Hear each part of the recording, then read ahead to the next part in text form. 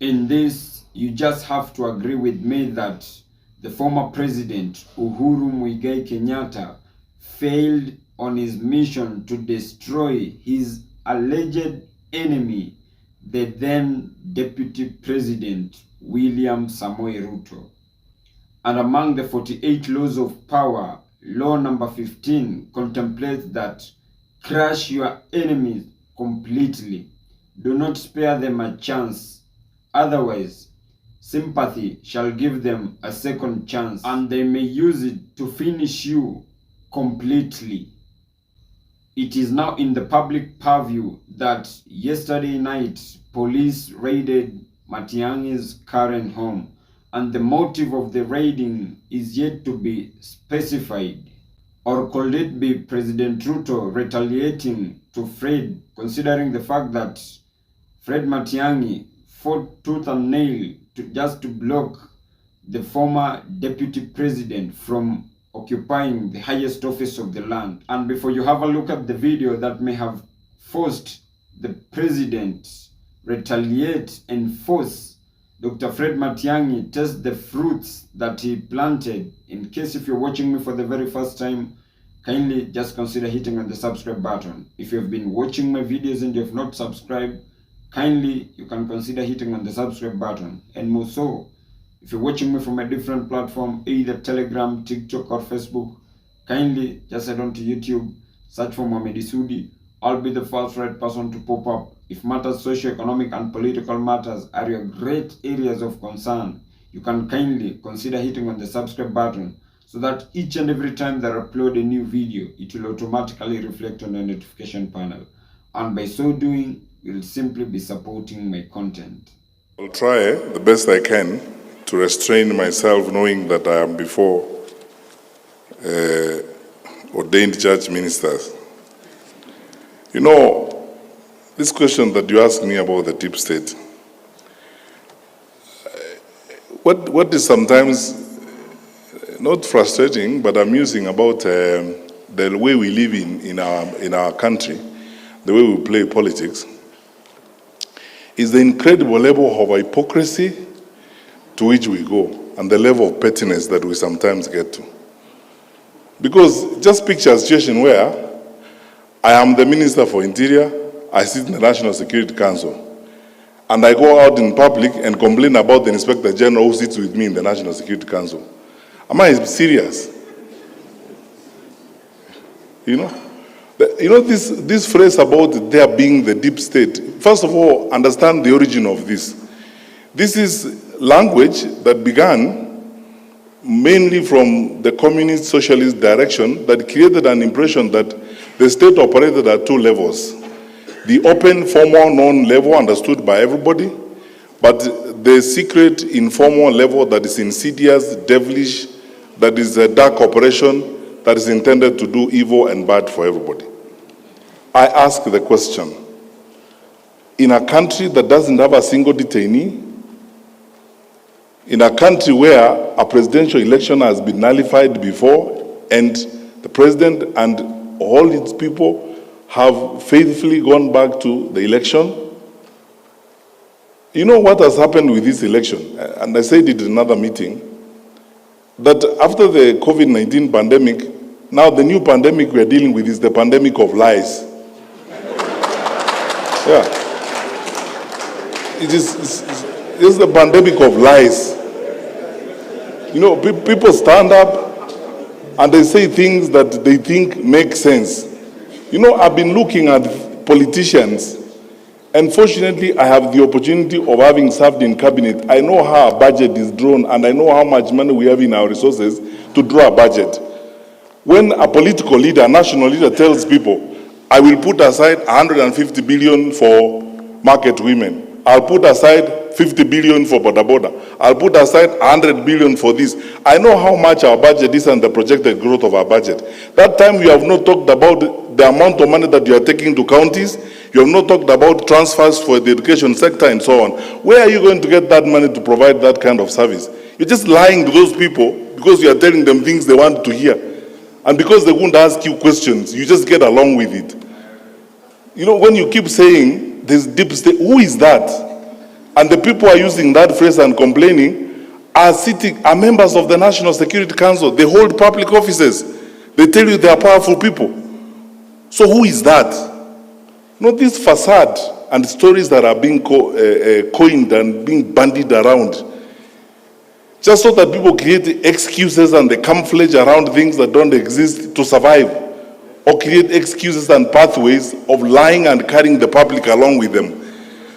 I want to ask you as church ministers, I am your son, and as a public servant, we have a country to serve. Let us not be victims of some of these lies that you keep hearing around. But things that just don't make sense even to a fool. How will you tell people? Yeah. How will you stand up? I'm asking you.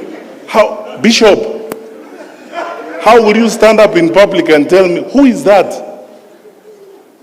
And then you don't even have the courage enough to take a decision and say, okay, because I don't agree with the Attorney General and all these people, me, I'm not going to be party to you.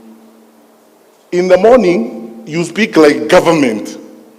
In the afternoon, you speak like opposition. You see, the question, let's be honest. You see, the total annihilation of common sense and betrayal of common sense in the political practice in this country is shocking. When you tell people about there being who is that? What is that deep state? The Inspector General who seated here?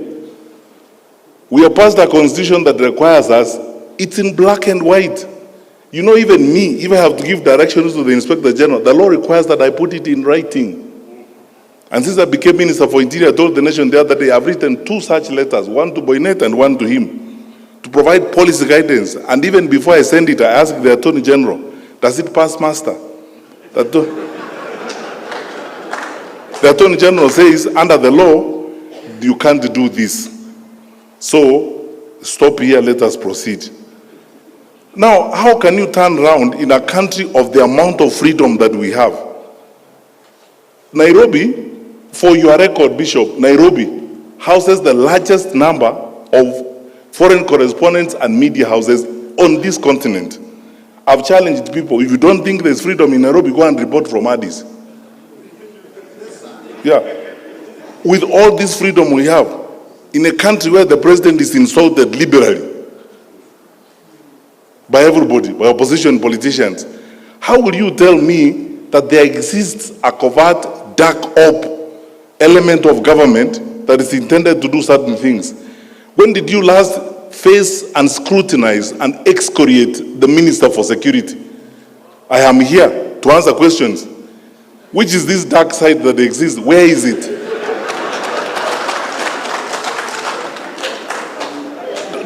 Don't be drawn. I'm telling you, don't be drawn to some of this. You see, we are unfortunate that we have a brand of leaders. I told you earlier that the narrative we need to be discussing about the future of our country is how we handle corruption and how we create an integrity system of managing our country so that the resources God has given us can benefit our children and our children's children. Now, instead of having that conversation, the artists, the political artists who want to avoid that conversation, they come up with all manner of excuses. Oh, there are people who hate me called deep state, and you sit with them daily. So when do they become deep? When they are with you or when they are not with you?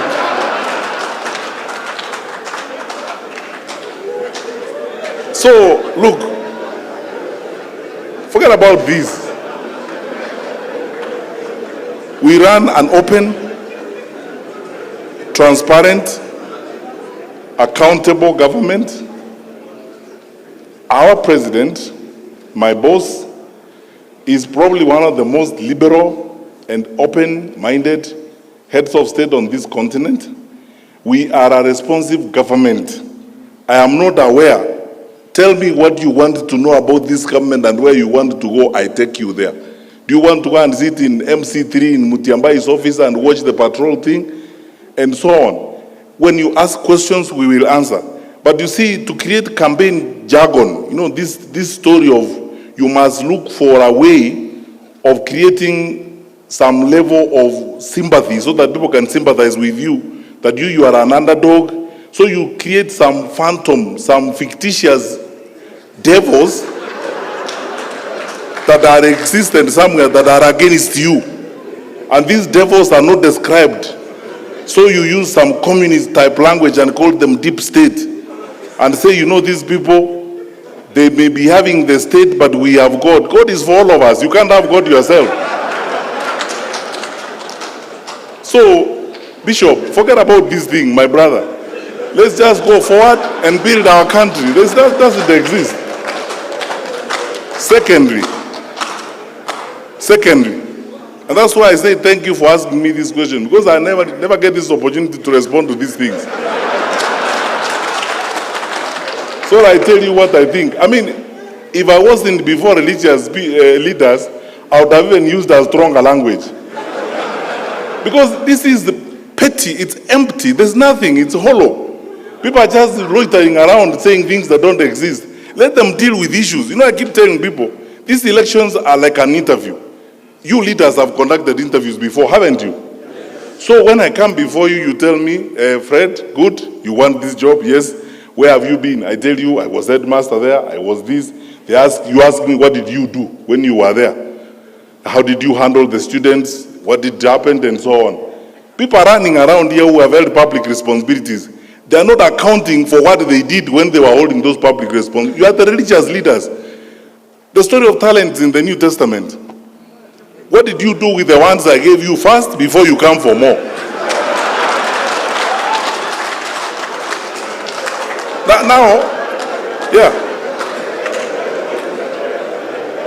Now they are lying. Yeah. They are moving around and saying, oh, you know me, as you know, please sympathize with me. There is a certain dark group of people called Deep State who hate me. They don't like me. They don't want me to be a leader. They plot evil against me. You drive public money in that state. You eat food bought by that public state that you are condemning. You live in a house of that state. When does it become deep? And deeper than you?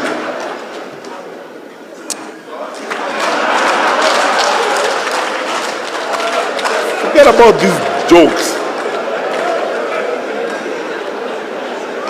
Finally, you asked me, so I'm just responding to your question. You asked me, how are we okay if the president is involved? You know, sometimes I don't know whether to laugh or cry. Where do we live? We have to choose what we want. Do we want democracy or autocracy? We say, okay, we are a democratic institution. When did the president lose his democratic right? So that he's supposed to keep quiet because you are president, see no evil, hear no evil, say nothing. You are president. When you try to say, we tell you, no, you are president, keep quiet. So, don't say anything. And you are not supposed to associate with anybody, you are not supposed to tell anybody. I have not heard my boss, our president, anywhere in this country, both in private and in public, telling anybody, this is a presidential decree. You must go this way. I've never heard him say such things. The president speaks like the leader of our people, like we expect all leaders to speak. In my view, this is what I think I would like would happen to our country. And you have the democratic right to agree or disagree with him. And nothing will happen to you, by the way, if you disagree with him. And nothing will happen with you if you agree with him. That's the country we are building. You saw President Obama, before he left office, on the campaign trail for the Democratic Party candidate. Did that happen or it did not happen? That is supposed to be the icon of democracy in the world. I mean, you have seen presidents who are leaving office on the campaign trail for their successors and so on. The president is expressing his view. To gag the president and say now, you see, sometimes I wonder, one group of society is saying, our president is our leader, he should therefore guide us. Then he wakes up in the morning, he says, okay, good people, me, I think this is the way we should go. Another group comes and says, no, shut up, you are president, don't talk to us. It doesn't work like that. Allow me please to use this phrase, let's not be pretentious Let's be honest to each other. And let us not sacrifice common sense on issues like this. Everybody can express themselves. We are in a free society. Sasa tujenge nchi yetu jamani, na tushirikiane. Rais wetu means well. When he says, he doesn't tell us, oh, from today I have decreed. I've never heard him say that. Yeah, anasema mimi kwa maoni yangu vile naona, this is how it. And you know, by the way, if he never gave any maoni, we'll also wonder, this one, he doesn't have a view about how we should go. And then now he's carrying the burden of leadership. As a leader, I have led you for 10 years now. I thank God for the opportunity. I've made my contribution. This is where I think I've moved the country to. And in my view, this is how I suggest we proceed. I still can't believe this is the same Fred Matiang'i to whom blocked the then Deputy President, William Samoei Ruto, from flying to our neighboring country, Uganda. And if I'm only just to make a flashback, I remember very well like yesterday that in 2019, it is the same Fred Matiang'i who issued a statement stating that the police cannot arrest you without any reason. You must have done something that requires you to be arrested. 2 years later, back in 2019, the same Fred Matiang'i came up again and issued a statement saying that the police have a right to search in each and every house and arrest any individual to whom they believed to have committed a crime. By that time, he was enjoying the instruments of power to an extent that he forgot that power is transient, and he is now crying foul simply because he has now found himself in the receiving end. Many leaders, one Fred Matiang'i. Tulikuwa na kina Sunkuli wakati wa KANU. But I have one thing to tell you, Matiang'i. Anytime you are in a position of power, remember there will be a day you will exit. And your day is becoming closer and closer and closer. Tafadhali, leave a bridge between you and us. Because ukiteremuka, utatupata. Utatupata. So please treat us with some level of respect, like human beings.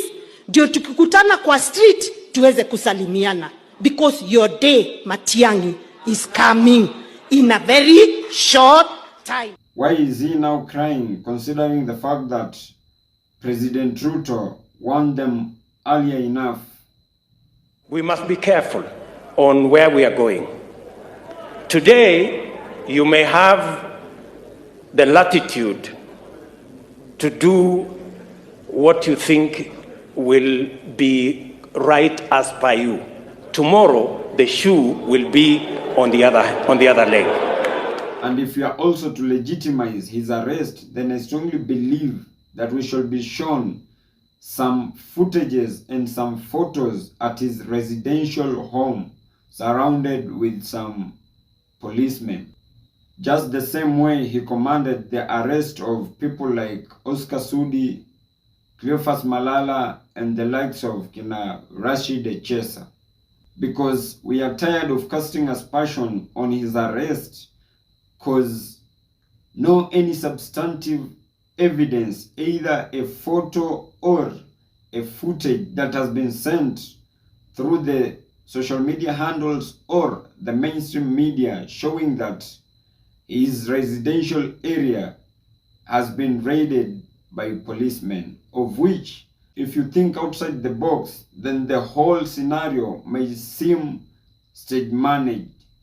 Because when they went to raid Jimmy Wanjigi's residential home, the footages were all over the media. When they went for Oscar Sudi, Cleophas Malala, Rashid Echesa, the footages and videos were all over the media. Why not Matiang'i's? I think the government of the day could just be doing this just to frustrate Dr. Fred Matiang'i. But where the irony comes in is that this morning, the Inspector General of Police issued a statement stating that his men have not been involved in the raid. And the same statement has been backed up by the Ethics and Anti-Corruption Commission, of which we are yet to identify where the truth is. But honestly, that has just been my opinion. If you have a contrary opinion to mine, you can kindly just consider dropping your comments in the comment section, and I'll give them a right of reply. And as I end this, kindly please just consider hitting on the subscribe button if you've not. Thank you, and may God bless you.